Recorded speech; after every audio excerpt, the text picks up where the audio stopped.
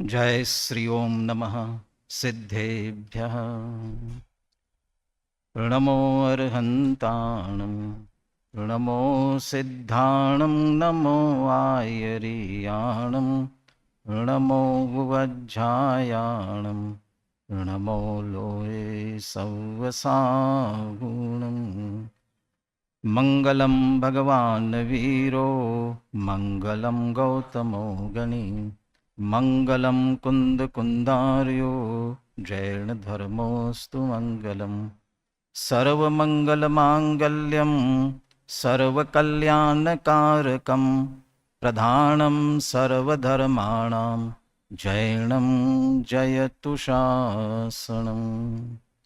यस्य स्वयं स्वभावाप्तेरभावे कृष्णकर्मणा तस्मै संज्ञानरूपाय नमोस्तु परमात्मने।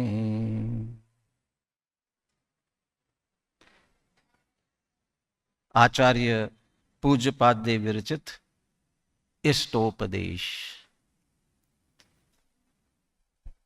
यस्य स्वयं स्वभावाप्ति, जब स्वयमेव ही स्वभाव की प्राप्ति होती है और स्वभाव की प्राप्ति स्वयमेव होती है, तो स्वभाव की प्राप्ति करना हमारे लिए इष्ट है। क्यों इष्ट है? क्योंकि उस स्वभाव में ही हमारा अतीन्द्रिय सुख छुपा हुआ है। हम स्वयं अतीन्द्रिय सुख स्वरूपी है और वह हमारा स्वभाव है। स्वभाव की प्राप्ति होगी तो हमारा जो इष्ट सुख है वह भी सहज हमें प्राप्त होगा।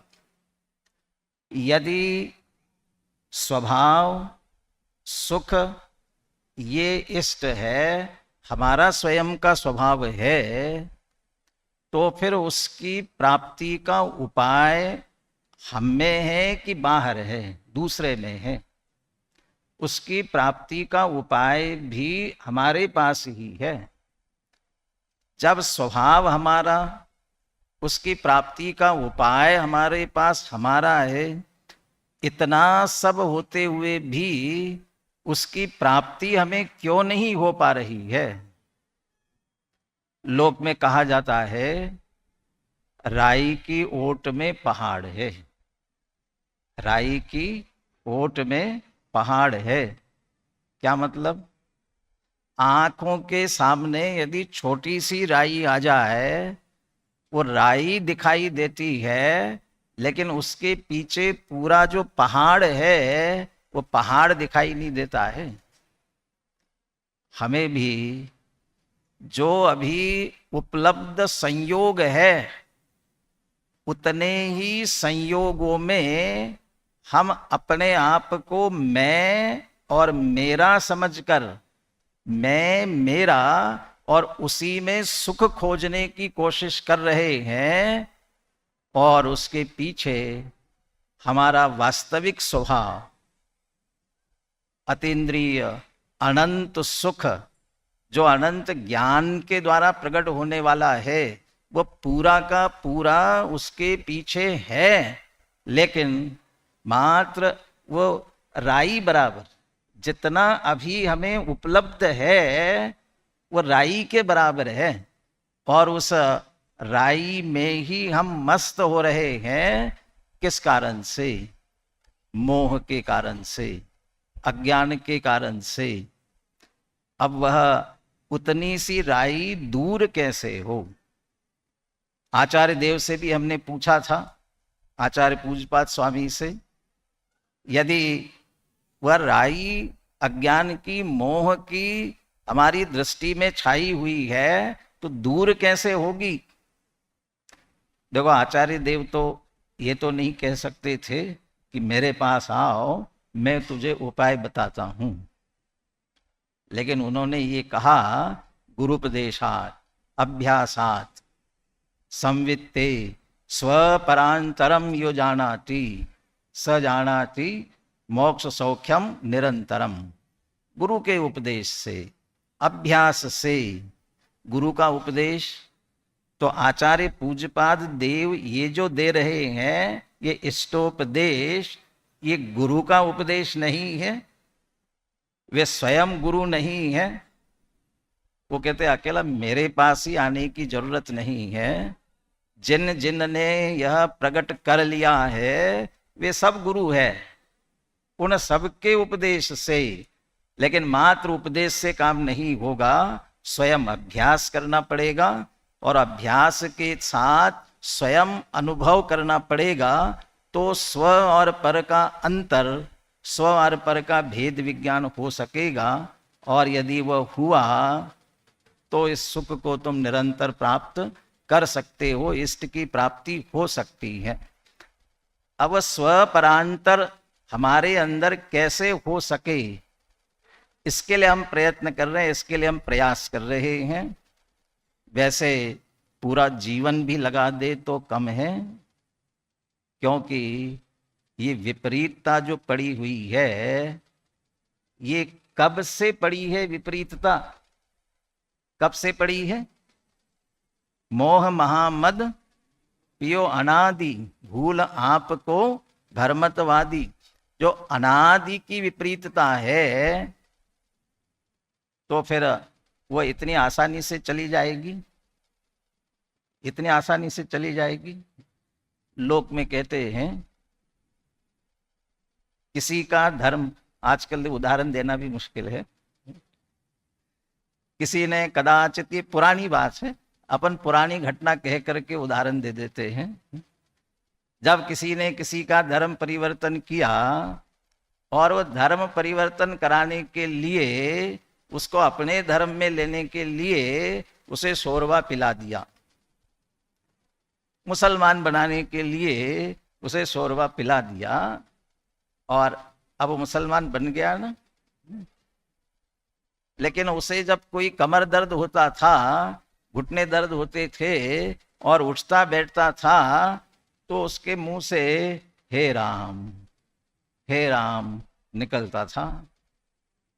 तो उनके बाकी साथी जिन्होंने परिवर्तित करके अपने में ले लिया था ना, वो कहने लगे नहीं नहीं, अब ऐसे मत बोलो, अब तुम्हें अल्लाह बोलना चाहिए, क्योंकि अब परिवर्तित होकर के इसमें आए हो ना, बोलना चाहिए। कहला भैया, ये राम जन्म से लेकर के अंदर बैठा हुआ है, ये थोड़ा सा शोरबा पिला देने से निकल जाएगा क्या? इतने से, इतने आसानी से निकलने वाला नहीं है। ये हमारी भी स्थिति ऐसी ही है। ये अनादि से हमने ये मोह करके रखा हुआ है, अपने स्वभाव को भूलकर इन परद्रव्यों में सुख मानकर इनको इकट्ठा करने में लगे हुए हैं। कल पढ़ा था ना, दुरर्जेन असुरक्षेण नश्वरेण धनादिना स्वस्थम मन्या। अपने आप को स्वस्थ मानता है, सुखी मानता है इस धनादि से, अनादि से ये करता रहा है। जब अनादि की ये भूल है तो ऐसे वो गुरुपदेश का थोड़ा सा शोरबा अभी अभी पी लिया तो तत्काल निकल जाएगा।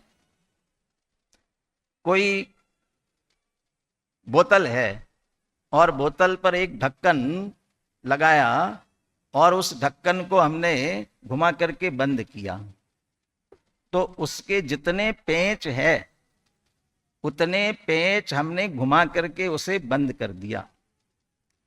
अब उसे खोलना है, कैसे खुलेगा? उल्टा घुमाना पड़ेगा ना, और उल्टा भी कितना घुमाना पड़ेगा? जितने पेच उल्टे हुए हैं उतने घुमाने पड़ेंगे। अब अनादि से इतनी विपरीतता अंदर पड़ी हुई है, उसे निकालना इतना आसान नहीं है, लेकिन फिर भी इतना कठिन भी नहीं है। कोई कमरा बरसों से बंद पड़ा हो और बहुत अंधेरा हो, अब उस बहुत दिनों से बंद पड़े अंधेरे कमरे में से अंधेरा निकालना है, कितना समय लगेगा? कितना समय लगेगा? एक दियासलाई जलाई, एक एक ज्योति जला दी और एक ज्योति जलते ही अंधेरा तत्काल दूर होने वाला है। लेकिन दिक्कत ये है, वो दिया सलाई जो जलाई है ज्योति, यदि वो बुझ गई फिर क्या होगा? अंधेरा। और यदि लगातार बने रहना है तो फिर उसे निरंतर रखना पड़ेगा।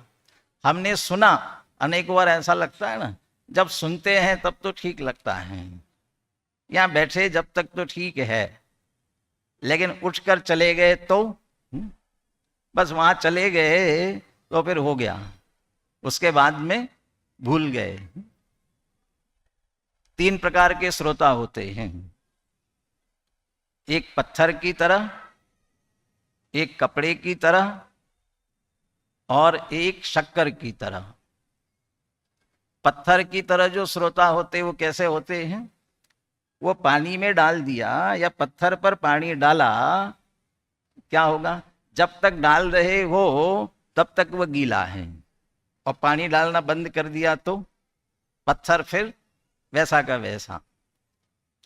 अब कपड़े पर पानी डाला या कपड़े को पानी में डाला और निकाला, फिर कपड़ा सूख जाएगा, गीला रहेगा, लेकिन कितनी देर? थोड़ी देर के लिए गीला रहेगा, फिर वापस थोड़ी देर बाद तो क्या है? सूखने वाला है। शक्कर को यदि दूध में मिला दिया, अब क्या हो गया? अब दूध में मिला दिया, दूध मीठा हो गया है। अब वो दूध जो मीठा हुआ वो फिर से उसमें से शक्कर कब निकलेगी, कब अलग होगी, वो दूध की मिठास कब चली जाएगी? कितनी भी देर तक रखे रहो फिर उसमें से मिठास जाने वाली नहीं, क्योंकि उस दूध ने वो शक्कर को अपने साथ आत्मसात कर लिया, एक में कर लिया।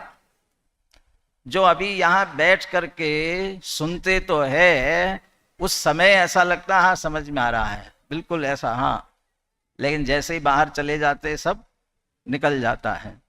तो समझ लेना पत्थर की तरह है, थोड़ी देर तो रहता है, लेकिन फिर घर गृहस्थी में लग जाते हैं तो फिर वो सब चला जाता है। अरे खाने के बाद भी स्वस्थ रहने के लिए कहते हैं, वो खाते ही तत्काल दौड़ो मत, तत्काल भागो मत, क्या करो? थोड़ा सा शांति से बैठ जाओ। क्यों बैठो? जो खाया हुआ है वो थोड़ा अंदर तो उतर जाने दो, थोड़ा पचने तो दो। और खाए और भागे, खाए और भागे तो पचेगा नहीं, थोड़ा भोजन को अच्छी तरह से अंदर बैठने तो दो। सुना और फिर दूसरे काम में भाग गए और फिर अपने चित्त को वहां लगा दिया, तो वो काम होने वाला नहीं है। उसे अंदर उतारना पड़ेगा अच्छी तरह से, गुरुपदेशात, गुरु के उपदेश को अंदर में लेना पड़ेगा, अभ्यासात, और फिर शांति से बैठकर एकांत में विचार करना पड़ेगा। ये नहीं किया, इसलिए हमें बारंबार ये समझाने का प्रयास करते हैं। वो धनादि से भेद विज्ञान की चर्चा हम कर रहे थे, उसी संदर्भ में यदि समझ में नहीं आया तो आचार्य कहते हैं और समझाते हैं तुम्हें। श्लोक नंबर 30 के माध्यम से इसी बात की चर्चा थोड़ी और बढ़ाते हैं। जिस धनादि को इकट्ठा करके स्वस्थम, स्वस्थ मान रहे हैं, सुखी समझ रहे हैं, लेकिन उसकी क्या स्थिति है, कैसी स्थिति है? 30 नंबर श्लोक आ गया सामने आपके, बोले बोले सभी एक साथ ही। भुक्तोज्झिता मुहुर्मोहान मया सर्वेपि पुद्गला उच्छिष्टेष्विव तेष्वद्य मम विज्ञस्य का स्पृहा। वो तो धनादिना स्वस्थम मन्यः ज्वरवान इव सर्पिषा, वो तो मूढ़ था। ये अज्ञानी मूढ़ ऐसा मानते हैं, यहां ज्ञानी कहते हैं हम इस धनादि में कैसा एकत्व करे, कैसा ममत्व करे, ये धनादि की स्थिति है कैसी? भुक्तोज्झिता मुहुर, मुहु, मुहु शब्द जो है ना, मुहुर मुह, मुहु माने होता है पुनः पुनः, बारंबार। ये जिस धनादि की बात कर रहे हैं और इसको यहां सर्वेपि पुद्गला कह रहे हैं, कि धन संपत्ति वैभव दुकान मकान ये सब जड़ ही तो है, पुद्गल ही तो है। ये सारे पुद्गल जिसको हम धन नाम देते हैं, संपत्ति नाम देते हैं, ये सभी भुक्तुज्झुता मुहुर। भुक्त उज्झिता, भुक्त माने भोगा, सेवन किया, और उज्झिता छोड़ दिया। मोह माने बारंबार। मया सर्वेपि पुद्गला, सारे पुद्गल मेरे द्वारा बारंबार भोगा छोड़ा, फिर भोगा फिर छोड़ा, छोड़ते फिर ग्रहण करते हैं। क्यों ऐसा करते हैं? कि मोहान, मोह से, वो अनादि मोह से ये मृग जल, मृग तृष्णा जैसी स्थिति हो रही है। सुख मिलता तो नहीं है, लेकिन फिर मिलेगा फिर मिलेगा, ऐसा सोच करके भागते रहते हैं। मोहान, मोह के कारण से। वो जो भुक्तोज्झिता, भववन में जी भर घूम चुका, कर्ण कर्ण को जी भर भर देखा, मृग सम मृग तृष्णा के पीछे मुझको न मिली सुख की रेखा। ये भुक्त उज्झिता कहते इस शब्दों में ख्याल में नहीं आया होगा, तो ज्ञानी विचार करता है और आचार्य हमें प्रेरणा देते हुए कहते हैं, उच्छिष्टेषु इव तेषु अद्य। अरे ये तो उच्छिष्ट ही है, जो ग्रहण किया और फिर निकाल लिया, तो क्या है वह? उच्छिष्ट माने उल्टी। और उल्टी में भी ख्याल में नहीं आया तो अंग्रेजी शब्द बोलो तो आजकल जल्दी ख्याल में आता है। अरे वोमेट किया हुआ है, ले करके स्वयं निकाला हुआ। जो वोमेट किया हुआ होता है, उल्टी पड़ी हुई हो, कोई देखना चाहता है उसकी तरफ, देखना भी नहीं चाहता है, और कहते हैं हम उसे पुनः पुनः ग्रहण करते जा रहे हैं। और जिन ज्ञानियों को विज्ञस्य मम का स्पृहा, और जो ज्ञानी हुआ है 30 नंबर का श्लोक है, यहाँ आते आते जितना समझा दिया, उससे जो ज्ञानी हुआ वो कह रहा है मम विज्ञस्य का स्पृहा। अब मैं तो ज्ञानी हुआ, अब मुझे इसमें क्या इच्छा? उच्छिष्ट स्वेव, ये सारे उच्छिष्ट है, इसमें क्या इच्छा करना।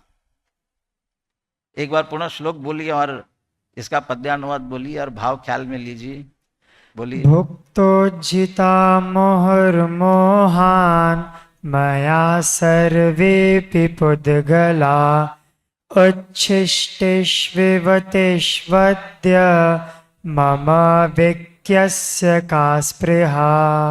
पुनः पुनः भोगे सभी पुद्गल मोहाधीन, क्या चाहूं उच्छिष्ट को मैं ज्ञानी अक्षीण। क्या सचमुच उच्छिष्ट है? जो कुछ हमको मिला वो उच्छिष्ट है ऐसा लगता है? हमें नहीं लगता, एक ज्ञानियों को तो लगता है। प्रथम तीर्थंकर कौन है? हाजी, प्रथम तीर्थंकर कौन? अरे कौन प्रथम तीर्थंकर नहीं मालूम? आदिनाथ। और प्रथम चक्रवर्ती कौन है? कौन है? भरत। प्रथम चक्रवर्ती भरत जब 6 खंड पर दिग्विजय करके वापस आए, तो उनकी माता उनका सम्मान करने के लिए, उनका स्वागत करने के लिए, उनसे मिलने के लिए द्वार पर खड़ी इंतजार कर रही है। और वे 6 खंड जीत करके आते हैं, और मिलने का उत्साह माँ को तो बहुत है। अब माँ स्वागत करने के लिए, आरती करने के लिए, टीका करने के लिए तैयार होकर के खड़ी आती उत्साह से। और चक्रवर्ती पुत्र, माँ से मिलने का उत्साह होना चाहिए ना, तो आते हैं। लेकिन माँ देखती है कि 6 खंड जीत करके आया है, मुझसे मिलने आ रहा है, लेकिन इसके चेहरे पर कोई उत्साह नहीं है। तो पूछती है क्या बात है? ये कुछ नहीं यार, 6 खंड जीत करके आए हो, क्या 6 खंड को जीता? अखंड आत्मा को तो जीत नहीं पाए। और 6 खंड को जीता, तो इसमें कौन सी बड़ी बात है? क्या बात है, ऐसी बातें क्यों कर रहे हो? मां मैं तो उच्छिष्ट भोजी हूं। अरे उच्छिष्ट भोजी कैसी बातें कर रहे हो? तुम तो चक्रवर्ती हो, तुम उच्छिष्ट भोजी कैसे हो सकते हो? नहीं नहीं, मैं तो उच्छिष्ट भोजी हूं। उच्छिष्ट कैसे हो सकते हो? अरे उच्छिष्ट तो जो भीख में मिलता है। कोई भीख मांगने जाता है तो उसे क्या दिया जाता है? घर का अपना बचा हुआ, झूठा बचा हुआ है वो तो देते हैं ना। तो उच्छिष्ट जो मिलता है वो तो भीख में मिलता है। और तुमने 6 खंड जीता है, वो कोई भीख में नहीं मिला तुम्हें, वो भाग उससे नहीं मिला तुम्हें, तुमने अपने बल से उसे जीता है। इसलिए तुम उच्छिष्ट कैसे हो सकते हो? अरे बल से जीता भी हो, है तो उच्छिष्ट ही, तुम्हारा भाग्य है। अरे किसी को उच्छिष्ट मिलता है तो भाग्य से भी मिलता है, लेकिन साथ में वो उसे भी पाने के लिए थोड़ी बहुत मेहनत तो करना पड़ती है। ऐसा मिला तो क्या मिला? अरे फिर भी चक्रवर्ती हो, और पहले चक्रवर्ती हो। हे मां, मैं भी ऐसा ही समझता था, लेकिन जब 6 खंड जीत करके वृषभाचल पर्वत पर नाम लिखने के लिए गया कि मैं ये 6 खंड जीत लिया है, तब क्या देखा मैंने? तब देखा कि ये शिला तो पूर्व में जिन चक्रवर्तियों ने इसे जीत कर छोड़ दिया, उनके नामों से भरी हुई है। माने ये 6 खंड अभी मैं जीता और अभी मैं भोग रहा हूं, ऐसा नहीं है। अनेक चक्रवर्तियों ने, इसलिए मैंने पूछा था कौन प्रथम चक्रवर्ती है, कौन प्रथम तीर्थंकर है? कौन है प्रथम तीर्थंकर? आदिनाथ प्रथम तीर्थंकर है। वो आदिनाथ प्रथम तीर्थंकर तो इस अवसरपिणी के, इस चौथे काल के, इस भरत क्षेत्र के प्रथम होंगे। लेकिन ऐसे उत्सर्पिणी और अवसरपिणियां अनंत हुई है, तो पीछे भी तो तीर्थंकर होते आए हैं। ऐसे ही इस काल के ये चक्रवर्ती, भरत चक्रवर्ती इस काल के पहले होंगे, लेकिन इसके पहले भी तो अनेक हुए हैं। तो उन अनेकों ने भोग कर इसे छोड़ दिया है, और उन्होंने भोग कर जिसे छोड़ा है वो उच्छिष्ट नहीं होगा तो और क्या है? तो इसलिए मैं तो इसका यदि भोग कर रहा हूं, इसे ग्रहण कर रहा हूं, तो उच्छिष्ट ही है। और ऐसे उच्छिष्ट में मेरा मन कैसे लग सकता है? मैं तो अखंड आत्मा का ध्यान करना चाहता हूं, इसलिए इसमें मेरा मन नहीं लगता है। ये भरत चक्रवर्ती जैसे ज्ञानी ये इस बात को जानते हैं कि उच्छिष्ट है। और हमें भी जो प्राप्त हुआ है, नहीं हमने भी तो भाग्य से अकेला थोड़ी मिला है, हमने प्रयास करके, पुरुषार्थ करके कमाया। अरे जो कुछ भी आया हुआ है वो अनेकों बार प्रयोग करके, उपयोग करके छोड़ा हुआ है, पुनः आया है। अब पुनः यही करते जाएंगे, यही स्थिति होने वाली है, तो साथ छूटेगा कैसे? कहाँ गए चक्री जिन जीता, भरत खंड सारा, कहाँ गए वे राम और लक्ष्मण, जिन रावण मारा। कहाँ गए मालूम नहीं है। कहाँ गए चक्री जिन जीता, भरत खंड सारा। ये उच्छिष्ट भोजी जो अपने को महसूस कर रहे थे चक्रवर्ती भरत, फिर वापस उन्होंने उच्छिष्ट भोजन किया होगा ना, फिर से पुनः ग्रहण किया होगा ना दोबारा। अरे जब उन्हें ये ख्याल में आया, भुक्तोज्जिता मुहुर्मोहान मया सर्वेपि पुद्गला, अरे इन सब को अनेकों बार भोग भोग करके मैंने छोड़ा है, और ये अंदर जो चिंतन की धारा उनकी चल रही थी, और जीवन भर वह सब होते हुए भी उससे अलिप्त, जल में कमल की तरह, कादे में हेम अमल है, नगर नारी को प्यार यथा, कादे में हेम अमल है। वो इस कीचड़, इसके बीच में रहते हुए भी वो उससे भिन्न अपने आत्मा का अनुभव करते रहे, और फिर पुनः उच्छिष्ट का सेवन नहीं करना पड़े, इसलिए सब कुछ छोड़ करके अपनी आत्मा के ध्यान में चले गए और वह प्राप्त कर लिया यस्य स्वयं स्वभावाप्ति।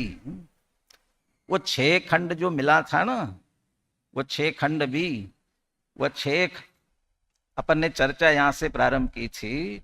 राई की ओट में पहाड़ है, ठीक है ना। हमें ये जो राई है ना, जितना जो कुछ भी मिला है हमको, वो हमें बहुत लगता है। कम लगता है तो और चाहिए और इकट्ठा करने की कोशिश करते हैं और इसी में मस्त होते हैं कि हाँ ये मेरा, ये मेरा।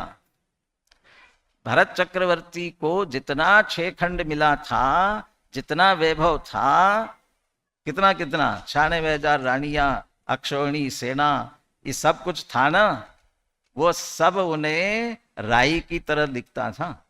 ये सब राई की तरह है और यदि इसी में उलझा रहा तो मेरा अनंत सुखों का पहाड़ इसके पीछे है, उसकी प्राप्ति मुझे होने वाली नहीं है। जबकि श्रद्धान में वे अच्छी तरह से निर्णय कर चुके थे। सिर्फ चारित्र मोह के राग में अकेला राग पड़ा, और राग भी क्या था, वो तो नियोग था और इस वजह से उन्हें तो उतना भोगना ही था, लेकिन उसके बाद भी एक क्षण भी उसमें रत नहीं होते थे। और जब छोड़ा तब अपने आत्मा में लीन हुए तो इष्ट की प्राप्ति उन्होंने कर ली। हम क्यों नहीं कर पा रहे हैं? और वो जो 12 भावना की अभी पंक्ति बोली ना, कहाँ गए चक्री जिन जीता भरत खंड सारा, कहाँ गए वे राम और लक्ष्मण। लक्ष्मण कहाँ चले गए? मैं यही पंक्ति कहीं बोल रहा था, अभी मैं महाराष्ट्र में गया था और वहाँ हमारे एक विद्यार्थी ने अपनी माताजी की पुण्य स्मृति में कार्यक्रम रखा हुआ था, तो उसने पूरे समाज को बुलाया हुआ था। अब इतर समाज के भी लोग वहाँ उपस्थित थे और अन्य समाज के भी थे और उनके बीच में चर्चा हो रही थी। तो यही बात मैंने वहाँ सुनाई, कहाँ चले गए। और जो कुछ भी हमने किया हुआ है, भरत चक्रवर्ती छोड़ कर गए, सबको छोड़ के जाना पड़ता है, किसी का भी रहने वाला नहीं है। भरत चक्रवर्ती कहाँ गए, कहाँ चले गए, कहाँ गए हैं? मोक्ष चले गए। और राम और लक्ष्मण कहाँ चले गए? उसमें से रामचंद्र जी मोक्ष चले गए और लक्ष्मण कहाँ गए? और उसकी चर्चा तो कर दी मैंने। बाद में कहा कि यहाँ सब बैठे हुए हैं, सभी है, लेकिन हमारे पास हमारे आगम का आधार है ना, हमारे शास्त्रों में लिखा हुआ है, हमारे शास्त्र के अनुसार हम बोल रहे हैं। अच्छा, अब भरत चक्रवर्ती मोक्ष चले गए और लक्ष्मण नरक क्यों चले गए? क्या कारण हुआ? अरे वो भरत चक्रवर्ती वो राई के ओट में, राई में मस्त नहीं हुए, वो सब कुछ होते हुए भी उसमें मस्त नहीं हुए, और लक्ष्मण अभी उसी में अटके रहे। वो तो अकेले रामचंद्र जी भाई के प्रति प्रेम दिखा रहे हैं, तो कुटुंब, परिवार, धन, संपत्ति, वैभव, इसको छूटा नहीं तो छूटा नहीं। चक्रेश्वरी सो नरकेश्वरी। यदि वह चक्रवर्ती चक्रवर्तित्व में रह करके चला जाए तो नरक में चला जाए, और छोड़कर अपनी आत्मा में चला जाए तो मोक्ष, और स्वर्ग भी जाए तो सर्वोत्कृष्ट स्वर्ग में ही चला जाएगा। तो जो रखे रहेंगे वो नीचे ही जाने वाले हैं। तो अनेकों बार बार भोग करके छोड़ा हुआ और उसमें हम फिर से स्पृहा कर रहे हैं, तो हमें भी विचार करना चाहिए ये इसके साथ की हमारी स्थिति क्या बन रही है। अब मिल तो गया ही है, तो अब मिला ही है तो क्या करना चाहिए?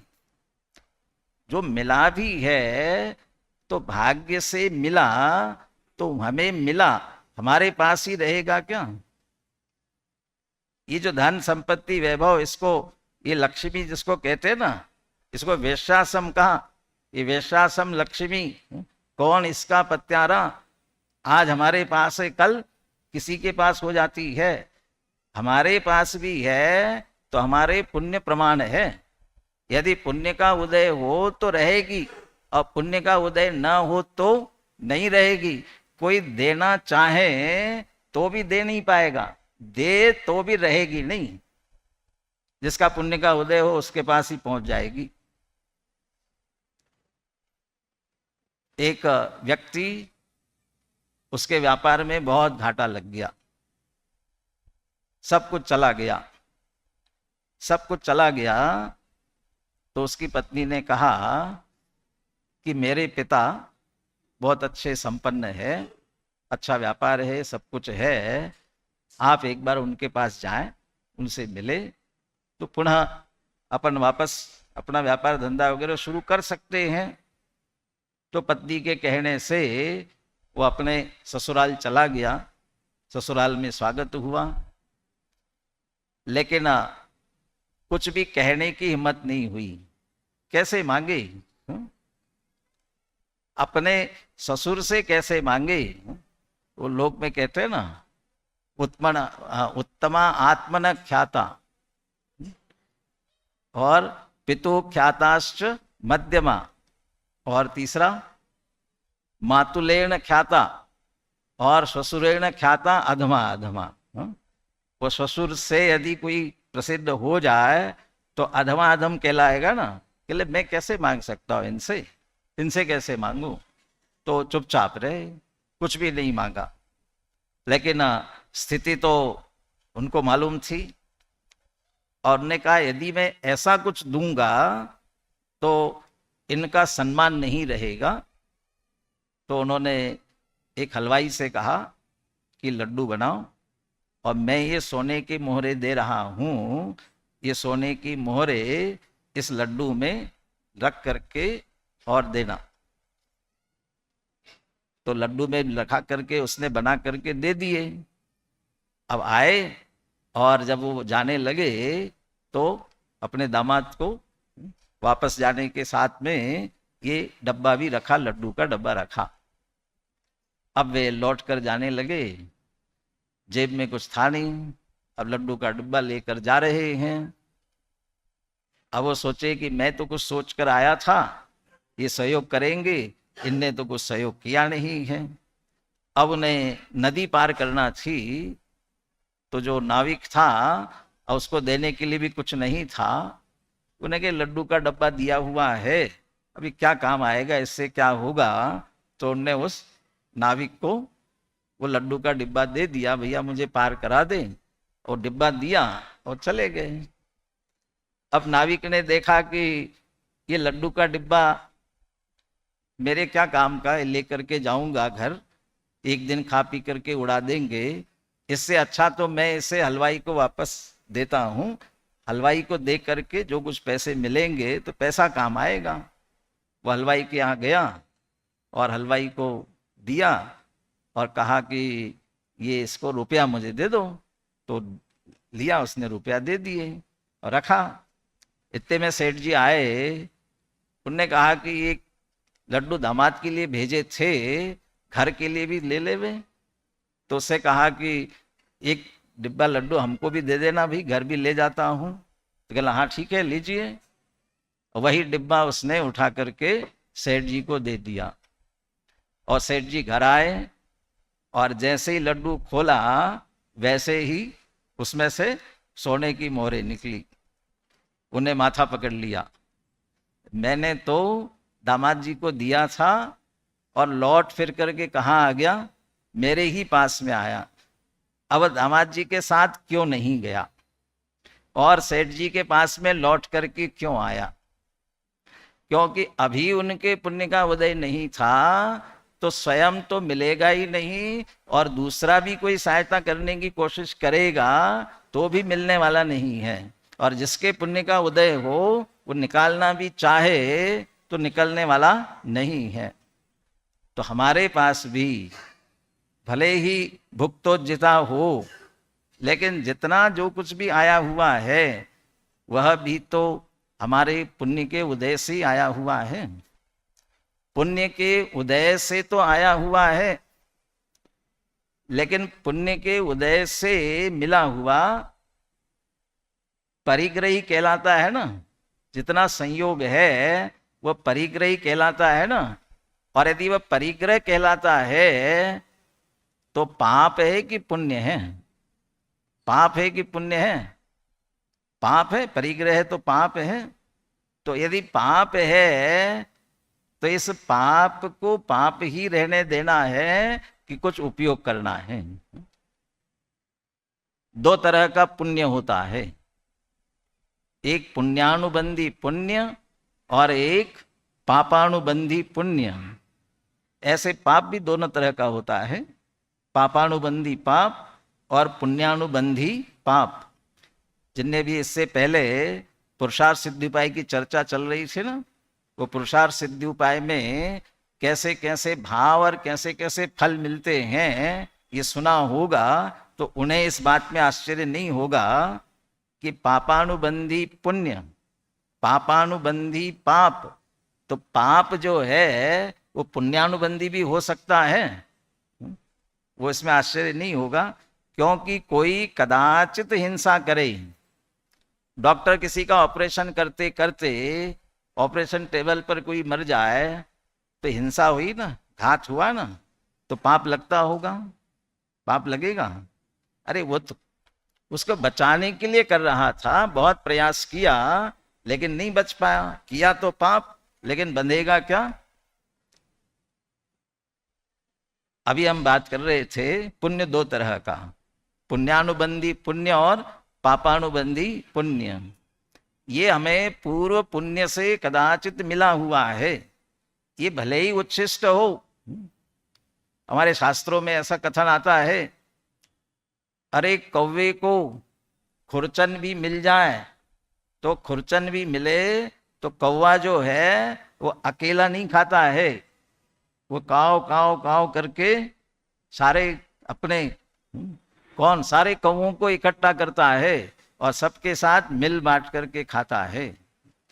तो उसे जो खुरचन मिली है वो भी तो उच्छिष्ट ही है ना, लेकिन वह भी अकेला नहीं खाता है, सबको ले करके खाता है। और हमें भी पुण्य के उदय से, भाग्य से कदाचित ये मिला हुआ है, लेकिन यदि इसका उपयोग मात्र हमने अपने अकेले के लिए कर दिया तो फिर निश्चित रूप से पाप ही बंधने वाला है। और ये पाप बंधा, ये पापानुबंधी हो जाएगा। है तो पुण्य लेकिन पापानुबंधी होगा, और ऐसे पापानुबंधी होगा, अभी तो कम से कम अनुकूलता के साथ देव शास्त्र गुरु का समागम भी मिला है, और ऐसे समागम में रह करके पुनः हम पुण्य कर सकते हैं, कर रहे हैं। लेकिन ऐसी स्थिति में जाएंगे कि वहां न तो अनुकूलताएं मिलेंगी, न परिस्थितियां ऐसी रहेंगी, देव शास्त्र गुरु का समागम मिलना तो बहुत दूर है, तो पापानुबंधी हो जाएगा वो पुण्य होकर के भी। और इसी पुण्य का उपयोग निज हाथ दीजे साथ लीजे, खाए खोया बह गया।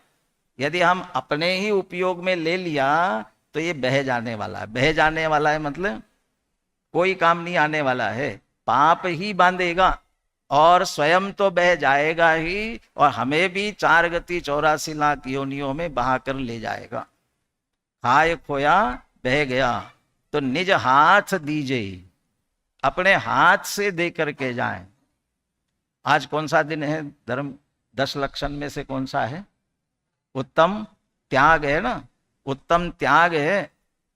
उत्तम तो यही है कि त्यागा जाए। जिस इष्ट की हम कल्पना कर रहे हैं, जो इष्ट के लिए हम करना चाह रहे हैं, ये इष्टोपदेश हम सुनना चाह रहे हैं, ये 10 लक्षण धर्म की आराधना किस लिए कर रहे हैं? पुनः धन संपत्ति वैभव मिलती जाए, इसी के लिए कर रहे हैं। हमें स्वरूप की प्राप्ति हो, अतीन्द्रिय आनंद की प्राप्ति हो, इसके लिए कर रहे हैं ना। वह असली धर्म की प्राप्ति त्याग से होगी। जब तक इन सब के प्रति ये मैं, ये मेरा ऐसा ममत्व करते रहेंगे, तब तक सुख की शुरुआत भी होने वाली नहीं है। इसलिए उत्तम त्याग, ये मैं नहीं हूं, ये मेरा नहीं है, ऐसा निर्णय करना ये तो उत्तम त्याग है। लेकिन कदाचित ये त्याग न कर पाए तो कम से कम जो कुछ है, अनुग्रहार्थम स्वस्याति सर्गो दानम, जो हमें मिला हुआ है, यदि दूसरों के उपकार के लिए हम देते हैं, 4 तरह के दान की बात आई है। एक करुणा दत्ती, दूसरे में 3 कह रहा था, 4 तरह के हैं। करुणा दत्ती, अन्वय दत्ती, समदत्ती और तीसरा है पात्र दत्ती। जो अधिकतर चर्चा आती है वो पात्र दत्ती की आती है। जो सम्यक दृष्टि ज्ञानी है वो जघन्य पात्र है, देशव्रती श्रावक है वह मध्यम पात्र है, और मुनिराज है वे उत्कृष्ट पात्र है। इनको देना, औषधि आहार आदि देना, ये सभी पात्र दान कहलाएगा। लेकिन कदाचित यहां तक हम नहीं पहुंच पाते हैं तो कम से कम अन्वय दत्ती, समदत्ती। अन्वय दत्ती ये कहा, भाई भाई है, एक भाई बहुत अच्छा हो रहा है और एक भाई बेचारा ठीक नहीं हो रहा है, तो दूसरे भाई का कर्तव्य है उसे दे करके अपने अन्वय, अपने बराबर कर ले, ये अन्वय दत्ती है। समदत्ती कहा, समाज के साधर्मी जितने हैं अपने उन साधर्मियों को भी, उनको भी बराबरी पर ला करके खड़ा करे। कोई साधर्मी इस कारण से धर्म से दूर न होवे, इसलिए उसके लिए भी अपने समान बना लेना। और बाकी जो बेचारे भूखे प्यासे दुखी रोगी, उन सब के लिए भी प्रयास करना, जितना हमसे बन सकता है उनके लिए देना, ये करुणा दत्ती। करुणा आकर के हम उनके लिए ये करते रहे तो करुणा दत्ती। और ऐसा हमें जो प्राप्त हुआ है कदाचित पुण्य से, तो उसका मात्र हमने अपने लिए उपयोग किया तो हमारे साथ ही जाने वाला है। और यदि त्याग किया तो असली धर्म है, और यदि दूसरों के उपकार के लिए दिया तो शुभ भाव के कारण से कम पुण्य का बंध होकर के हमें पुनः इसका संयोग मिल सकता है। तो आज के दिन इस संदर्भ में पुनः विचार करें। और असली तो जो भेद विज्ञान की चर्चा है, ये धनादि की संपत्ति, ये सभी ये उच्छिष्ट है, इसके प्रति कितनी हम पुनः पुनः एकत्व ममत्व करें, इस बात को छोड़ते हुए अपने आत्मा का लक्ष्य करें तो हमारे अंदर वास्तविक धर्म की प्राप्ति हो सकती है। अब शरीर और अन्य स्त्री पुत्र आदिक, इनके साथ हमारा क्या संबंध है, कैसे है, इसकी चर्चा अपन आगे इष्टोपदेश के माध्यम से पुनः करेंगे। सहजान